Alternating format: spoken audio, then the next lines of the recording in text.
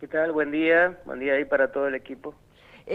Lucas, días atrás el gobernador en conferencia de prensa nos anunciaba algo que nosotros hemos venido tratando en este programa, fundamentalmente en valor agregado, dándole muchos minutos interesados en saber cómo va marchando la fábrica de paneles, ¿no? La fábrica de paneles que lleva su tiempo, lleva su estructura, lleva su capacitación en cuanto al personal, pero sin la laminadora para hacer las láminas es imposible hablar de fábrica.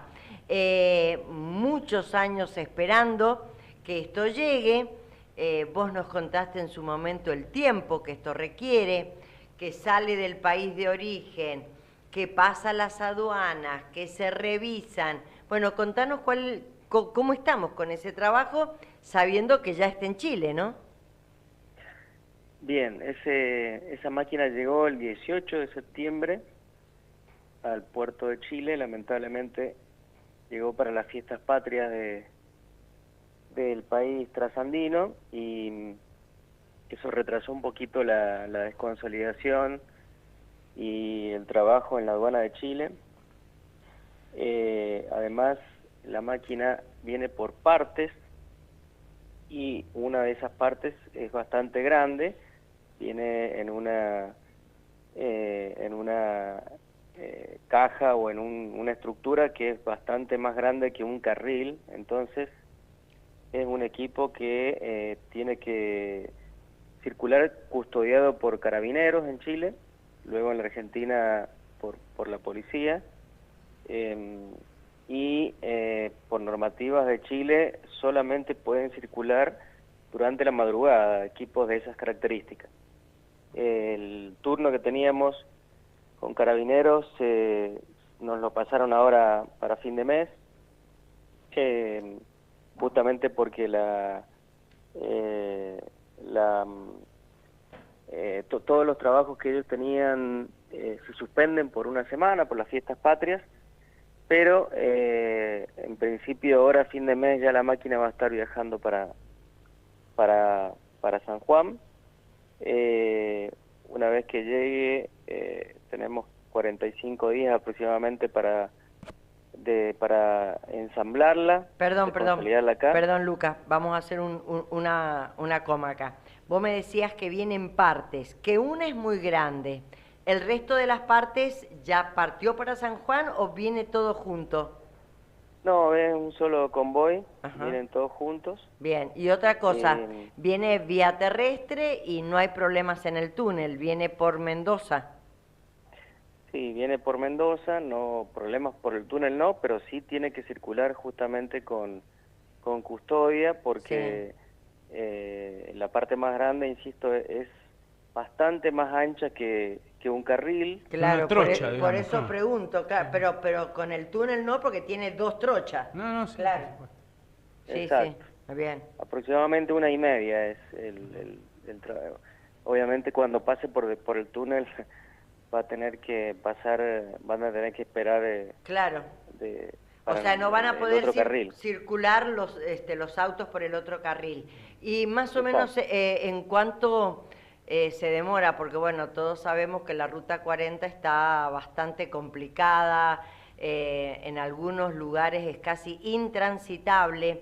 ¿Cómo han previsto el convoy por esa zona? Sobre todo pasando el aeropuerto, ¿no? Y paciencia, no hay más que otra, no hay otra posibilidad más que paciencia. Sí, el camión va a circular bastante lento en esa zona. Sí.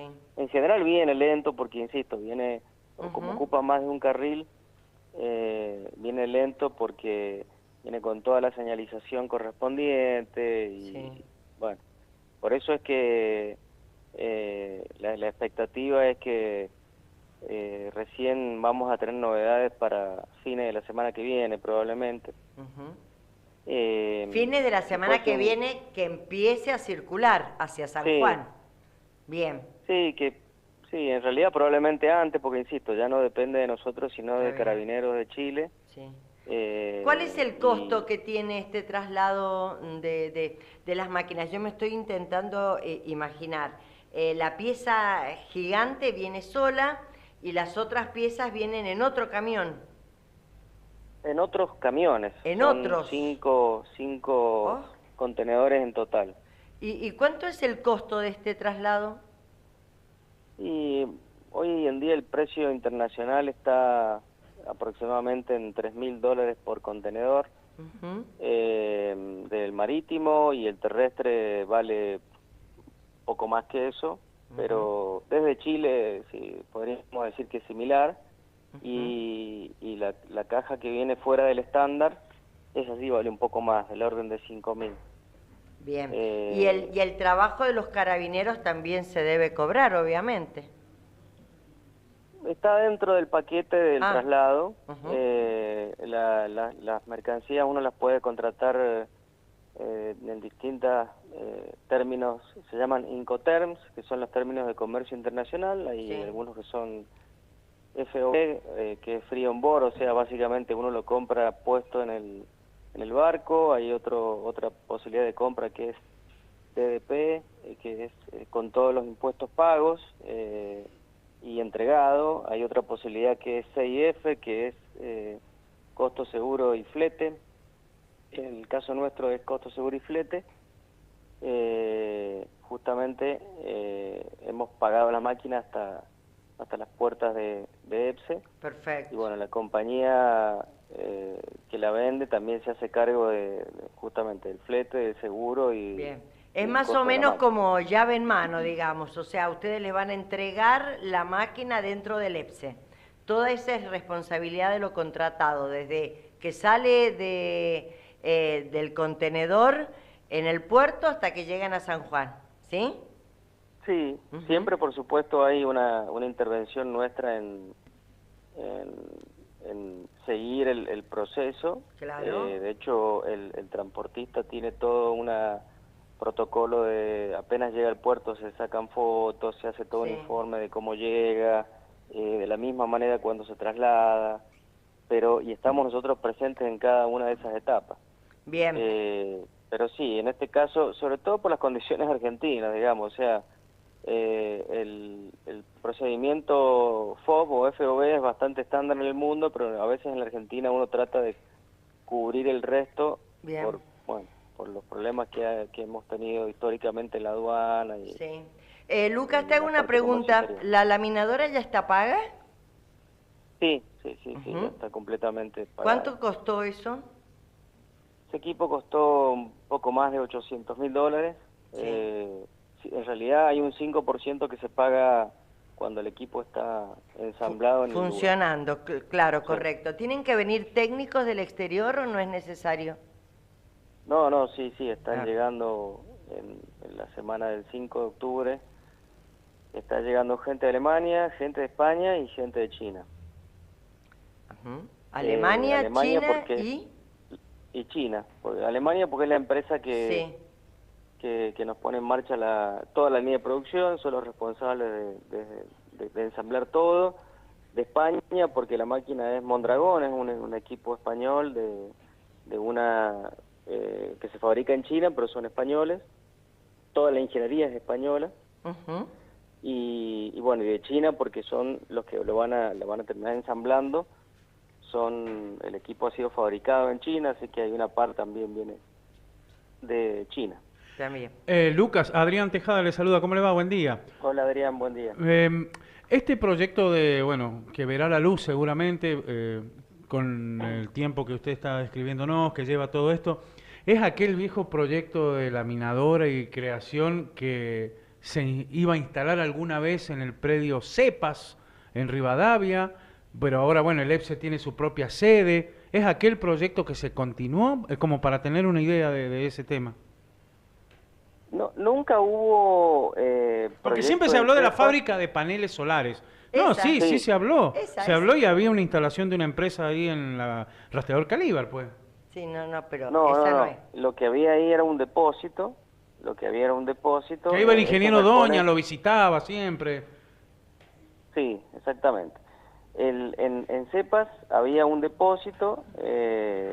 Sí es cierto que nos lo ofrecieron como predio para fabricar en un momento, porque bueno, ese lugar tiene ciertas condiciones, sobre todo en la estructura edilicia, pero en la parte logística es un predio que no tenía Claro. los requerimientos para, por lo menos para manejar los 2.000 y pico de camiones por mes, que significa una fábrica de estas características. Igual recordemos que se hizo un predio específicamente para esto ahí en el EPSI. Claro, claro, claro. Correcto. Sí. Después, en realidad, el predio original fue el 9 de julio, en el Parque Industrial del 9 de julio. Sí. Ese predio fue elegido en su momento políticamente, porque bueno, había necesidad de desarrollar esa zona de San Juan y porque tenía ciertas ventajas respecto de la logística, buena llegada por Ruta 20, etcétera.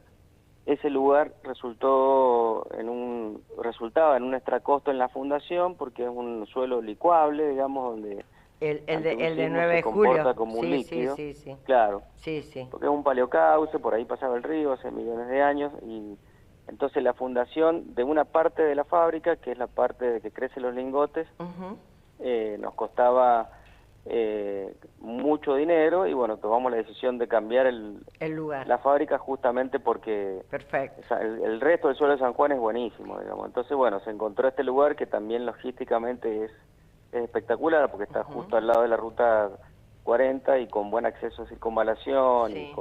Y cerca de muchos la servicios aduana, ¿no? alrededor. También. Claro, el predio nuestro es donde estaba la aduana. Nosotros hicimos un convenio con la aduana, mudamos a la aduana y nos quedamos con ese predio.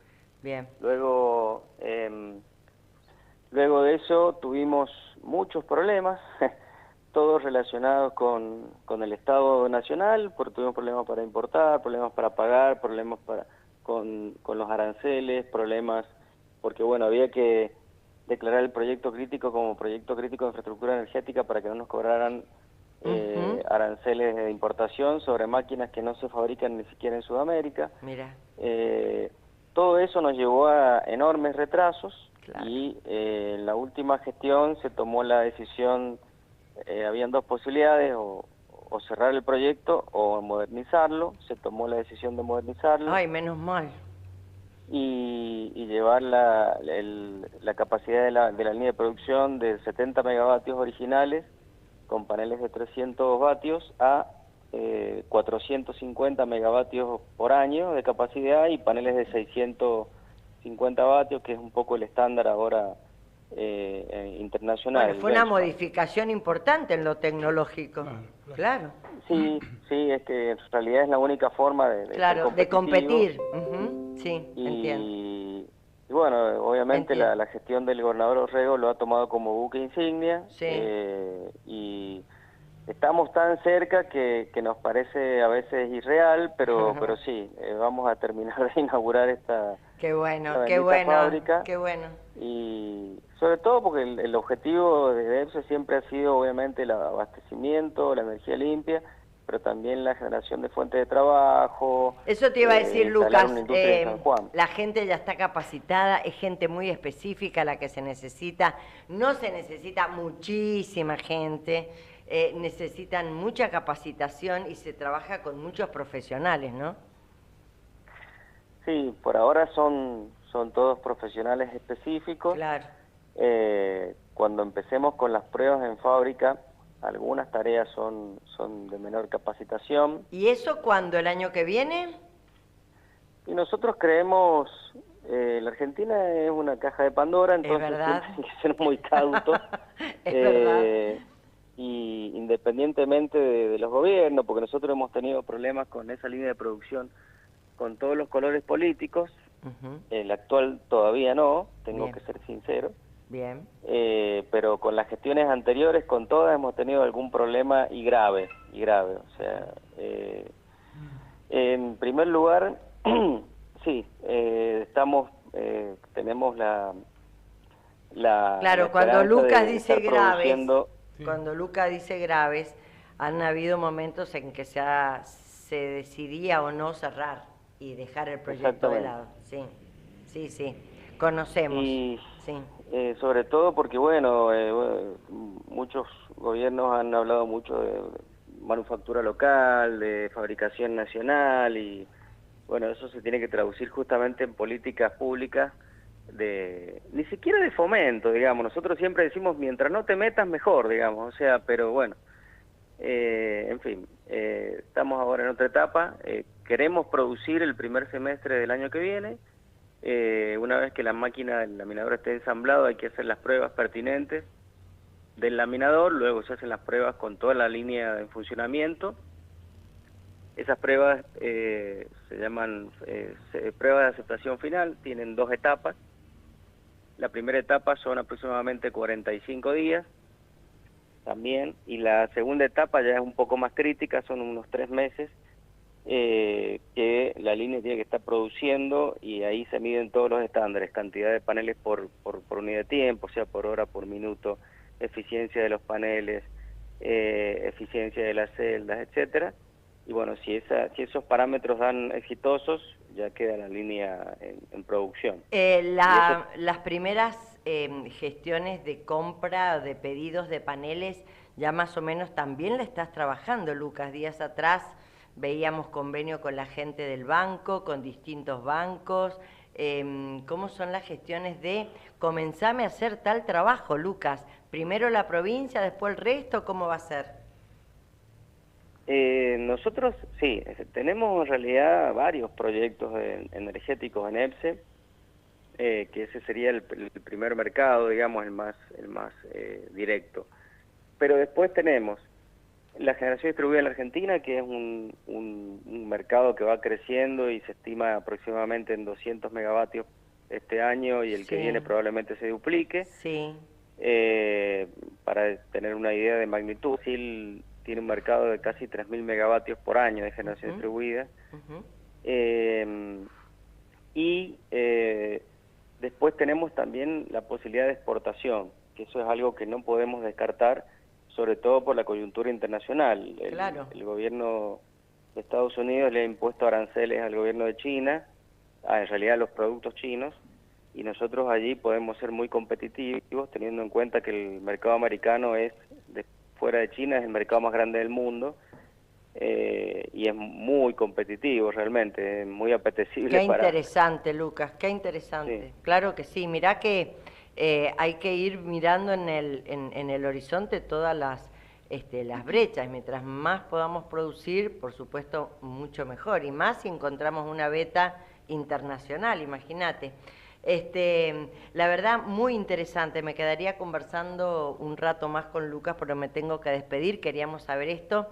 Ya tenemos fechas, hay que estar muy atentos. Para los usuarios de la Ruta 40 también, Lucas, es importante que sepan el día que vienen estos containers. Son 5 camiones que van a venir trayendo las partes de la laminadora. Y luego va a ser muy interesante saber cómo se ensamblan en San Juan con estos profesionales europeos que van a llegar para ello. La verdad que vienen días muy interesantes en el EPSE. Lucas, muchísimas gracias. Gracias a ustedes, gracias Celia, gracias Adrián. Chao. Lucas Estrada, entonces, el titular del EPSE. Muy interesante, ¿no? Sí, sin contar los que la vez pasada también nos contaron sobre los parques solares que están operando. Claro, están operando un montón. Sobra ahí energía. ¿Cómo inyectarla al sistema? Están viendo. ¿Viste que el empresario que apostó sus recursos para Gualcamayo, ahora